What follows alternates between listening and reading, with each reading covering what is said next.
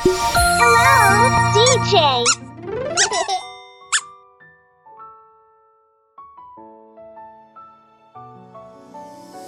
The Golden Bird. A certain king had a beautiful garden, and in the garden stood a tree which bore golden apples. These apples were always counted, and about the time when they began to grow ripe, it was found that every night one of them was gone. The king became very angry at this, and ordered the gardener to keep watch all night under the tree. The gardener set his eldest son to watch, but about 12 o'clock he fell asleep, and in the morning another of the apples was missing. Then the second son was ordered to watch, and at midnight he too fell asleep, and in the morning another apple was gone. Then the third son offered to keep watch, but the gardener at first would not let him, for fear some harm should come to him. However, at last he consented, and the young man laid himself under the tree to watch. As the clock struck 12, he heard a rustling noise in the air, and a bird came flying that was of pure gold. And as it was snapping at one of the apples with its beak, the gardener's son jumped up and shot an arrow at it. But the arrow did the bird no harm, only it dropped a golden feather from its tail and then flew away. The golden feather was brought to the king in the morning, and all the council was called together. Everyone agreed that it was worth more than all the wealth of the kingdom. But the king said, "One feather is of no use to me. I must have the whole bird." Then the gardener's eldest son set out and thought to find the golden bird very easily. And when he had gone but a little way, he came to a wood, and by the side of the wood he saw a fox sitting. So he took his bow and made ready to shoot at it. Then the fox said, "Do not shoot me, for I will give you good counsel. I know what your business is, and that you want to find the golden bird. You will reach a village in the evening, and when you get there, you will see two inns opposite to each other, one of which is very pleasant and beautiful to look at. Go not in there, but rest for the night in the other, though it may appear to you to be very poor and mean." But the son thought to himself, "What can such a beast as this know about the matter?" So he shot his arrow at the fox, but he missed it, and it set up its tail above its back and ran into the wood. Then he went his way, and in the evening came to the village where the two inns were, and in one of these were people singing and dancing and feasting, but the other looked very dirty and poor. "I should be very silly," said he, "if I went to that shabby house and left this charming place." So he went into the smart house and ate and drank at his ease, and forgot the bird and his country too. Time passed on, and as the eldest son did not come back, and no tidings were heard of him, the second son set out, and the same thing happened to him. He met the fox, who gave him the good advice, but when he came to the two inns, his eldest brother was standing at the window where the merrymaking was, and called to him to come in. And he could not withstand the temptation, but went in, and forgot the golden bird and his country in the same manner. Time passed on again, and the youngest son too wished to set out into the wide world to seek for the golden bird. But his father would not listen to it for a long while, for he was very fond of his son, and was afraid that some ill luck might happen to him also, and prevent his coming back. However, at last it was agreed he should go, for he would not rest at home. And as he came to the wood, he met the fox, and heard the same good counsel. But he was thankful to the fox, and did not attempt his life as his brothers had done. So the fox said, "Sit upon my tail, and you will travel faster." So he sat down, and the fox began to run. And away they went over stock and stone, so quick that their hair whistled in the wind. When they came to the village, the son followed the fox's counsel, and without looking about him, went to the shabby inn, and rested there all night at his ease. In the morning came the fox again, and met him as he was beginning his journey, and said, "Go straight forward till you come to a castle, before which lie a whole troop of soldiers fast asleep and snoring. Take no notice of them, but go into the castle and pass on and on, till you come to a room where the golden bird sits in a wooden cage. Close by it stands a beautiful golden cage. But do not try to take the bird out of the shabby cage and put it into the handsome one, otherwise you will repent it." Then the fox stretched out his tail again, and the young man sat himself down, and away they went over stock and stone till their hair whistled in the wind.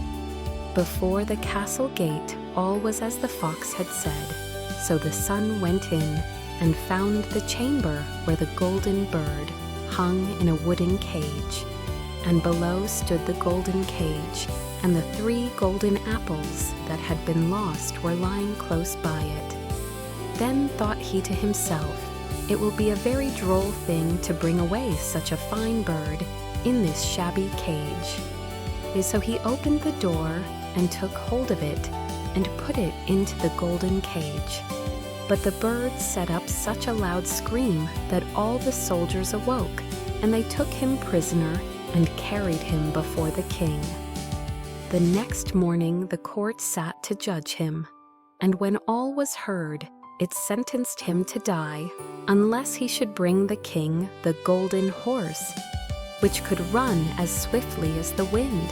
And if he did this, he was to have the golden bird given him for his own. So he set out once more on his journey, sighing and in great despair, when on a sudden his friend the fox met him and said, "You see now what has happened on account of your not listening to my counsel. I will still, however, tell you how to find the golden horse, if you will do as I bid you. You must go straight on till you come to the castle where the horse stands in his stall. By his side will lie the groom, fast asleep and snoring. Take away the horse quietly, but be sure to put the old leathern saddle upon him, and not the golden one that is close by it." Then the son sat down on the fox's tail, and away they went over stock and stone till their hair whistled in the wind. All went right, and the groom lay snoring with his hand upon the golden saddle. But when the son looked at the horse, he thought it a great pity to put the leathern saddle upon it. "I will give him the good one," said he. "I am sure he deserves it." As he took up the golden saddle, the groom awoke and cried out so loud that all the guards ran in and took him prisoner. And in the morning he was again brought before the court to be judged and was sentenced to die. But it was agreed that if he could bring thither the beautiful princess, he should live and have the bird and the horse given him for his own. Then he went his way very sorrowful, but the old fox came and said, "Why did not you listen to me? If you had, you would have carried away both the bird and the horse. Yet will I once more give you counsel.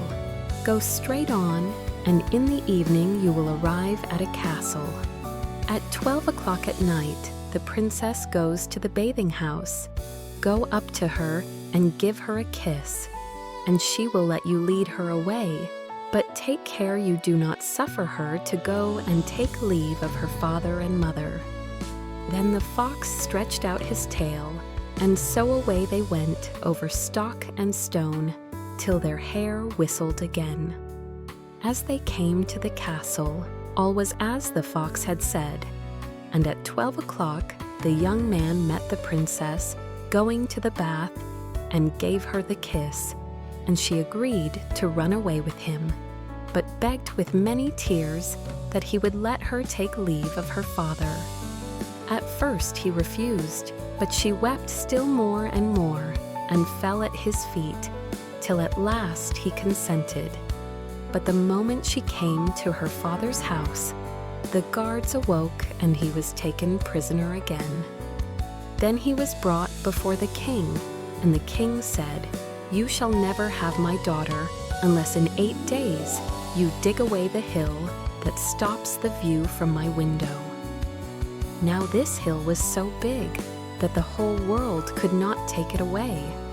And when he had worked for 7 days and had done very little, the fox came and said, "Lie down and go to sleep. I will work for you." And in the morning he awoke, and the hill was gone. So he went merrily to the king and told him that now that it was removed, he must give him the princess. Then the king was obliged to keep his word, and away went the young man and the princess. And the fox came and said to him, "We will have all three, the princess, the horse, and the bird."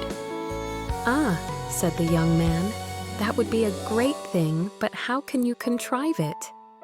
"If you will only listen," said the fox, "it can be done. When you come to the king, and he asks for the beautiful princess, you must say, 'Here she is.'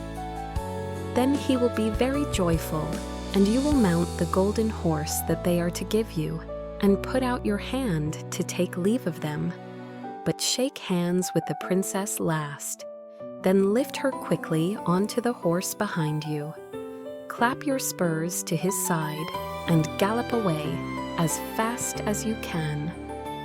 All went right. Then the fox said, "When you come to the castle where the bird is, I will stay with the princess at the door, and you will ride in and speak to the king. And when he sees that it is the right horse, he will bring out the bird. But you must sit still and say that you want to look at it to see whether it is the true golden bird. And when you get it into your hand, ride away." This too happened as the fox said. They carried off the bird, the princess mounted again, and they rode on to a great wood. Then the fox came and said, "Pray kill me, and cut off my head and my feet." But the young man refused to do it. So the fox said, "I will at any rate give you good counsel. Beware of 2 things. Ransom no one from the gallows, and sit down by the side of no river." Then away he went. Well, thought the young man, it is no hard matter to keep that advice. He rode on with the princess, till at last he came to the village where he had left his 2 brothers. And there he heard a great noise and uproar, and when he asked what was the matter, the people said, "2 men are going to be hanged." As he came nearer, he saw that the 2 men were his brothers, who had turned robbers. So he said, "Cannot they in any way be saved?" But the people said no, unless he would bestow all his money upon the rascals and buy their liberty. Then he did not stay to think about the matter, but paid what was asked, and his brothers were given up, and went on with him towards their home. And as they came to the wood where the fox first met them, it was so cool and pleasant that the 2 brothers said, "Let us sit down by the side of the river and rest a while to eat and drink." So he said, "Yes," and forgot the fox's counsel, and sat down on the side of the river. And while he suspected nothing, they came behind and threw him down the bank, and took the princess, the horse, and the bird, and went home to the king their master, and said, "All this have we won by our labor." Then there was great rejoicing made, but the horse would not eat, the bird would not sing, and the princess wept. The youngest son fell to the bottom of the river's bed. Luckily, it was nearly dry, but his bones were almost broken. and the bank was so steep that he could find no way to get out. Then the old fox came once more and scolded him for not following his advice. Otherwise, no evil would have befallen him. "Yet," said he, "I cannot leave you here, so lay hold of my tail and hold fast." Then he pulled him out of the river and said to him as he got upon the bank, "Your brothers have set watch to kill you, if they find you in the kingdom." So he dressed himself as a poor man, and came secretly to the king's court, and was scarcely within the doors when the horse began to eat, and the bird to sing, and the princess left off weeping. Then he went to the king and told him all his brothers' roguery. And they were seized and punished, and he had the princess given to him again. And after the king's death, he was heir to his kingdom. A long while after, he went to walk one day in the wood, and the old fox met him, and besought him with tears in his eyes to kill him, and cut off his head and feet. And at last he did so, and in a moment the fox was changed into a man, and turned out to be the brother of the princess, who had been lost a great many years.